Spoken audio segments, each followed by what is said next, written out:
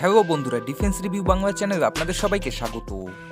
বন্ধুরা, 2021 সালে ভারতের বেঙ্গালুরুতে আয়োজিত অ্যারো ইন্ডিয়াতে স্বদেশি অস্ত্র নির্মাতা কোম্পানি HAL যেসব সমরাস্ত্রের মডেল দুনিয়ার সামনে এনেছে, তার মধ্যে সবথেকে অবাক করার মতন সমরাস্ত্র ছিল উইংম্যান ড্রোনের মডেল। এখানে আপনাদের জানার সুবিধার্থে একটু বলে রাখি যে HAL দ্বারা নির্মিত এই ড্রোনের নাম রাখা হয়েছে ক্যাটস ওয়ারিয়ার এবং এটি এখনও ডেভেলপমেন্টের প্রাথমিক পর্যায়ে রয়েছে, অর্থাৎ এটি ইন্ডিয়ান এয়ারফোর্সের ফিউচারিস্টিক ওয়েপন। যাই হোক, এবার আসা যাক মূল বিষয়ে। তা হচ্ছে, আপনাদের মধ্যে অনেকেই আমাকে ভারতের এই ক্যাটস ওয়ারিয়ার বা উইংম্যান ড্রোন নিয়ে একটি ভিডিও দিতে বলেছিলেন, তাই আপনাদের আগ্রহের কারণে আজকের এই ভিডিওটি। তবে ভিডিও দিতে একটু দেরি হয়, আমি আন্তরিকভাবে দুঃখিত। তাছাড়া মূল ভিডিওতে যাওয়ার আগে এখানে আরও একটু বলে রাখি যে যেহেতু ক্যাটস ওয়ারিয়ার ভবিষ্যতের সমরাস্ত্র, তাই বর্তমান সময়ে এর পিকচার খুব একটা বেশি নেই। তাই ভিডিওতে ক্যাটস ওয়ারিয়ারের পিকচারের পাশাপাশি অন্যান্য উইংম্যান ড্রোনের পিকচার শো করিয়েছি। আশা করছি সেগুলি দেখে আপনারা ক্যাটস ওয়ারিয়ার ভেবে বিভ্রান্ত হবেন না।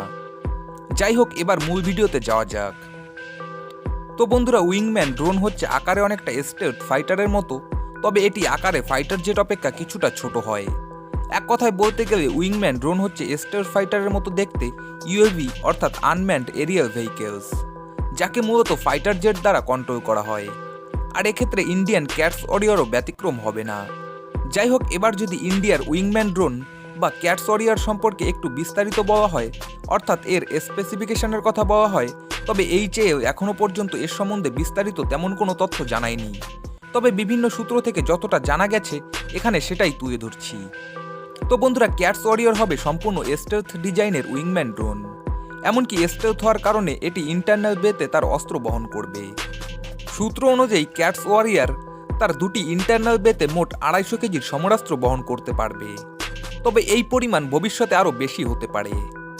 এবারে যদি এর দামের কথা বলা হয়, তবে এরকম একটি ড্রোন বানাতে খরচ হবে $5 মিলিয়ন, তবে এই দাম আনুমানিক। সবশেষে এবার যদি ভারতের এই ড্রোনের কার্যকারিতার কথা বলা হয়, তাহলে এই ড্রোনকে মূলত শত্রুর গ্রাউন্ড টার্গেটে এয়ার স্ট্রাইকের জন্য তৈরি করা হচ্ছে। এখন আপনাদের অনেকেরই মনে হতে পারে যে এয়ার স্ট্রাইক করার জন্য এর কি প্রয়োজন, তার জন্য তো অ্যাটাক জেট রয়েছে। তো যাদের এমনটা মনে হচ্ছে তাদের জন্য একটু পরিষ্কারভাবে বলছি। তো বন্ধুরা, ধরুন ভবিষ্যতের কোনো একদিনে ভারতের পাকিস্তানের অভ্যন্তরে এয়ার স্ট্রাইক করার প্রয়োজন হলো এবং ভারত পাকিস্তানের অভ্যন্তরে এয়ার স্ট্রাইকের জন্য অ্যাটাক জেট সাথে এয়ার কভারের জন্য আরও ফাইটার জেট পাঠালো। সেক্ষেত্রে সবসময় একটি রিস্ক থাকবে, তা হচ্ছে পাকিস্তানের আকাশসীমায় এয়ার স্ট্রাইক চালাতে গিয়ে আমাদের ফাইটার জেট বা অ্যাটাক জেট যদি পাকিস্তানের এয়ার ডিফেন্স সিস্টেমের শিকার হয়, তবে একদিকে যেমন বহুমূল্য ফাইটার জেট ধ্বংস হবে, অপরদিকে পাইলটের জীবন নিয়ে টানাটানি হবে।